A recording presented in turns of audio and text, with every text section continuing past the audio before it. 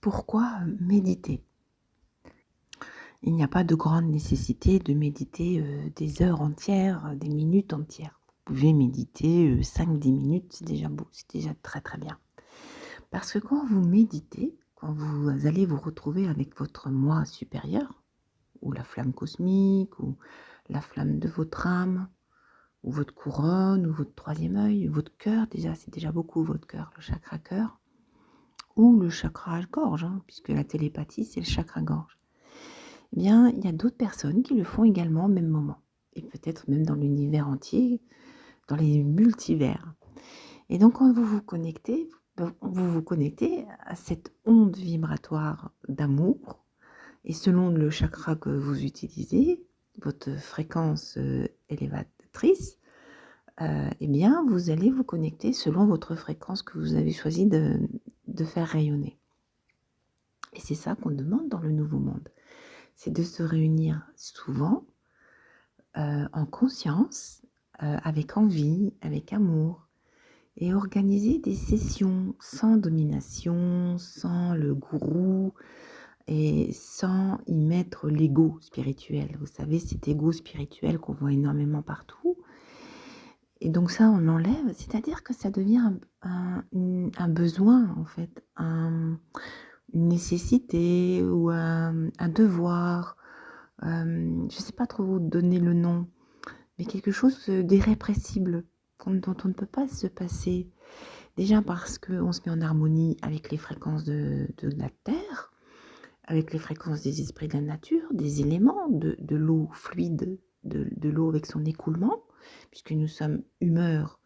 Donc nous n'avons que des humeurs à l'intérieur de nous, que ce soit hormonal, que ce soit l'eau, que ce soit le liquide interstitiel, enfin tout ce qui circule. On pourrait dire que le dôme qu'on habite est un dôme de circulation, finalement, de flux. Parce que pourquoi l'eau, chez nous, elle est fluide? Fluide, flux, écoulement. Donc il y a peut-être quelque chose à découvrir derrière tout ça. Pourquoi l'eau est fluide chez nous? Oui, vous allez me dire, c'est à cause de la température. Oui, mais pourquoi cet état? Pourquoi on a recherché l'état de l'eau? Donc, et effectivement, tout ce qui est à l'extérieur de nous est un miroir. On peut comprendre pas mal de choses par rapport à ce qui est autour de nous. Donc la fluidité qu'il y a dans notre corps n'est pas là pour rien.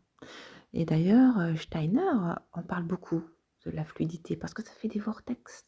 La fluidité permet de faire des vortex. Alors que la rigidité, ça fige. Je pense que qui dit vortex, fluidité, dit vie finalement. Mais attention, le minéral est vivant. Donc, mais on ne sait pas.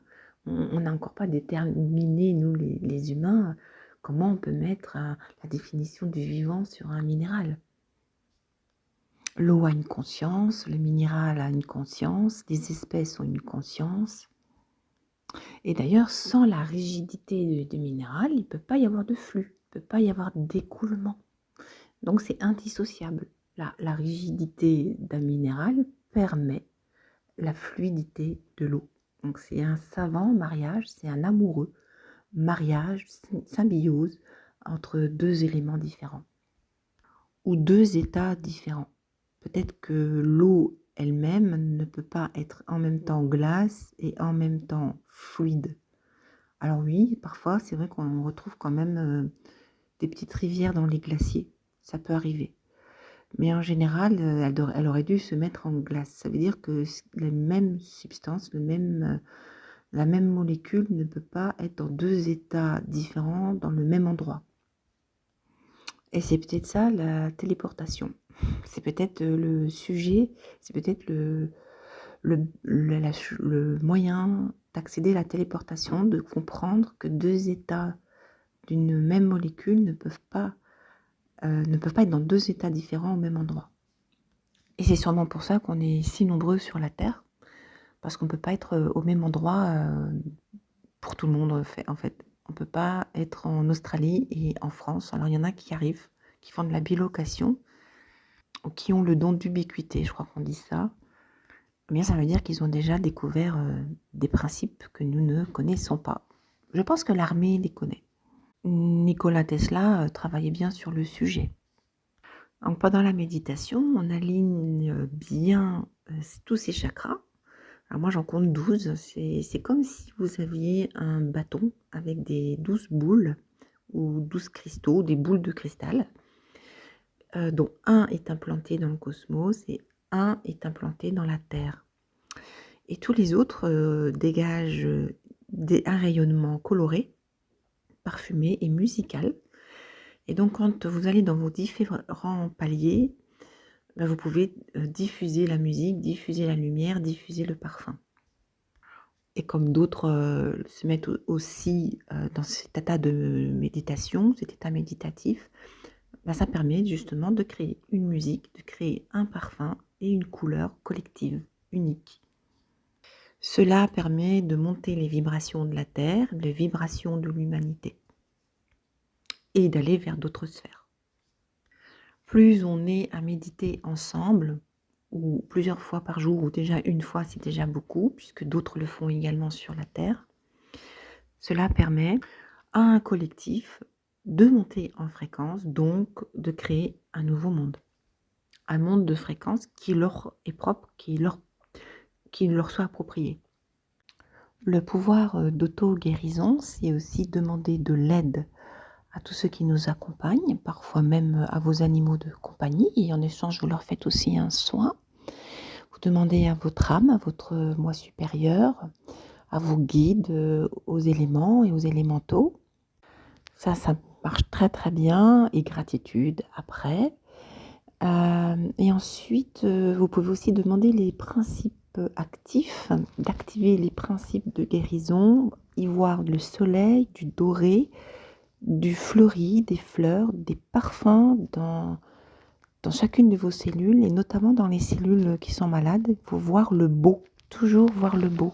Parce qu'à côté de vos cellules malades, vous avez des cellules en bonne santé qui, elles, sont en ordre parfait, on va dire. Et l'idée, c'est de rendre les cellules qui sont peut-être en fin de vie ou qui ont eu une molécule qui n'était pas appropriée au corps et qui a déclenché une inflammation, déclenché quelque chose. Et donc l'idée, c'est de remettre en copier-coller les cellules d'à côté pour pouvoir les remettre dans les cellules malades. Même pour faire baisser votre inflammation. Tout ça, ce sont des flux. Et donc si on voit plutôt le côté fleuri, le côté doré, et avec l'aide, toujours avec de l'aide de là-haut, de soi aussi, ça commence aussi par soi. Ça peut prendre quelques heures, quelques jours, parfois plusieurs jours, mais d'opérer de renouveler cette opération régulièrement jusqu'à l'obtention d'une guérison complète. Et ne jamais oublier de remercier. Toujours, 1000 gratitudes, gratitude, gratitude. Ça permet à ce que nous sommes d'aller dans la bonté, chose qu'on doit vraiment acquérir.